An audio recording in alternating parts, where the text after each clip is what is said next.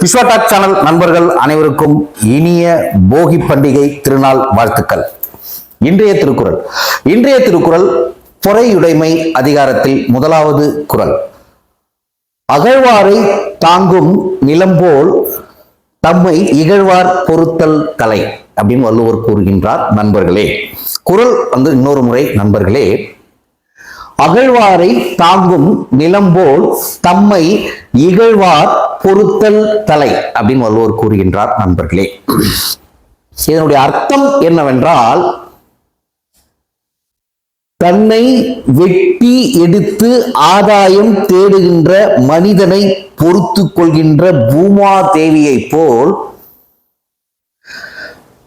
தம்மை பற்றி அடுத்தவர்கள் இகழ்ந்து பேசினால் அதையும் பொறுத்து கொள்ள வேண்டும். அடுத்தவர்கள் நம்மை ஏளனமாக பேசுகிறார் என்று நம் காதில் விழுந்தால் அதை பொருட்படுத்தாமல் நாம் பொறுமையாக இருக்க வேண்டும். இதுதான் இதனுடைய அர்த்தம். நண்பர்களே, குறள் ஒவ்வொரு வரியாக காண்போம். அகழ்வாரை தாங்கும் நிலம் போல். அகழ்வார், அகழ் என்றால் தோண்டி எடுத்தல். தோண்டி எடுத்தல் யாரு? நமக்கு ஆதாயம்.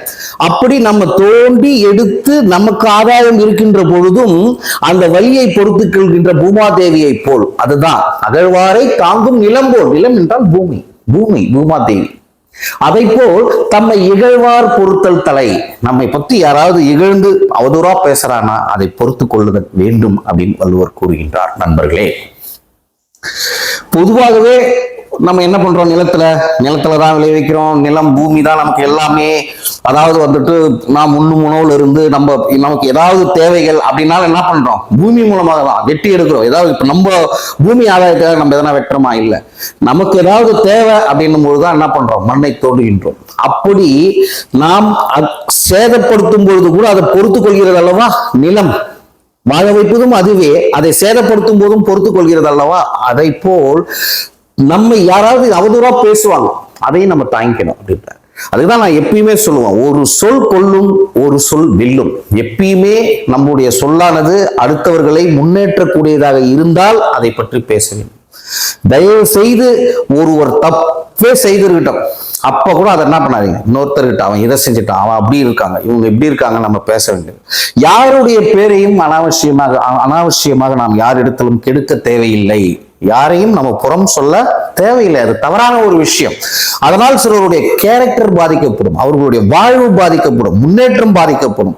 எனவேதான் ஒரு சொல் கொல்லும், ஒரு சொல் வெல்லும் அந்த பழமொழி உண்டு.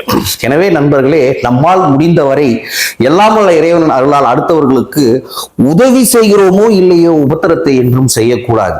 அதே போல் நம்மை தேவையில்லாமல் ஒருவர் அவதூறாக பேசுகிறார் என்றால் அவரை பொறுத்துக்கொள், அந்த இறைவன் அவர்களுக்கு பதில் கொடுப்பான் என்று கூறி நாளை மீண்டும் மற்றும் ஒரு திருக்குறள் நிகழ்ச்சியில் உங்களை சந்திக்கிறேன்.